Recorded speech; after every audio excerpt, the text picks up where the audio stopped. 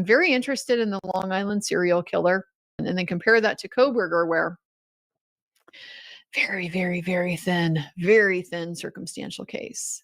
It's going to be intense, very horrible, horrible crime, very slim evidence, a lot of feelings about it, a lot of prejudice, so much extrajudicial gossip kind of stuff.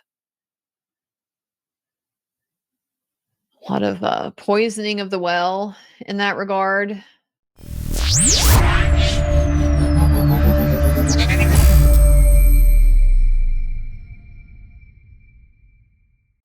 Welcome to Docket Decoder. If you enjoy our content, please help us out by hitting that like button or leaving your comments for us. And don't forget to subscribe to stay up to date with the latest court filings. So when there's something new that catches my attention, something big that I want to follow and put this kind of time and energy into, I will. Kohberger is definitely going to be on that list. Some of the other ones I've been watching, I'm very interested in the Long Island serial killer. That case to me is, it's like the anti-Kohberger case.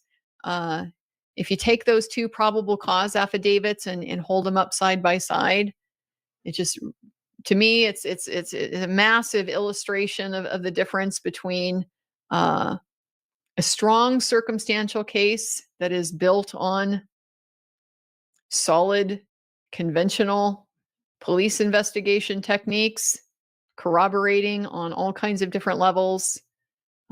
In the case of the Long Island serial killer, any particular killing, they've got his calendar, they've got his date, they've got location data, they've got DNA for a bunch of these things, they got communications. They have so many layers of corroboration. And then compare that to Kohberger, where very, very, very thin circumstantial case. Very thin circumstantial case. So very interested in Long Island serial killer. Nikki Cadia, can you wait? Can't wait for you to cover Kohberger. I tried to watch alone without you, but I got lonely.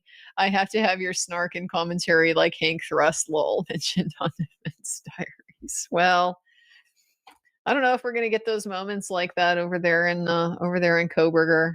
They don't. Just a different character, different vibe over there in that courtroom. Very different judge.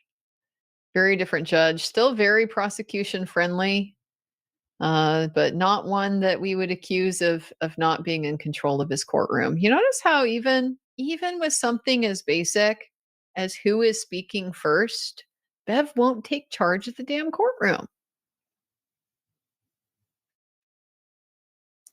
Well, just whatever you guys, why don't you just say you're standing, so they're inviting you, Bev, literally inviting you to take charge of the process. You don't want to, but then you do, you know. Like we want to pretend like we're doing it the way that you guys want, but we're going to actually end up doing it the way that I want to do anyway, because as soon as you make a suggestion, I'm just going to be like, no. No. No, we can't possibly do that.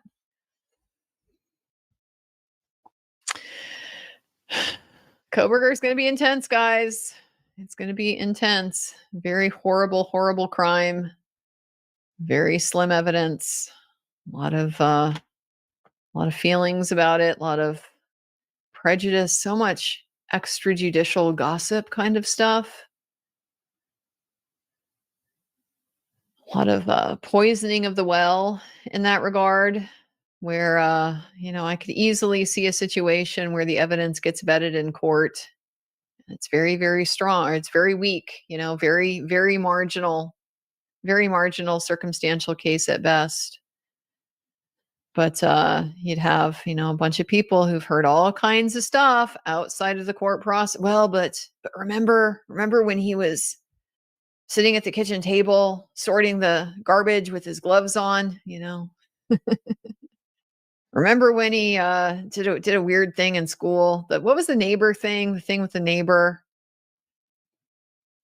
I don't remember. I don't follow the gossip stuff. If it's evidence, it'll come out in court. If it's not evidence, then Doesn't always mean it's not valid, shouldn't be considered, but does mean it's not going to influence the verdict, the jury, and the outcome. At least it's not supposed to. So that is going to be quite a trial to watch. Still sorting out what my format is going to be for that one, but at least initially for jury selection, I do plan to be there. See what I can see.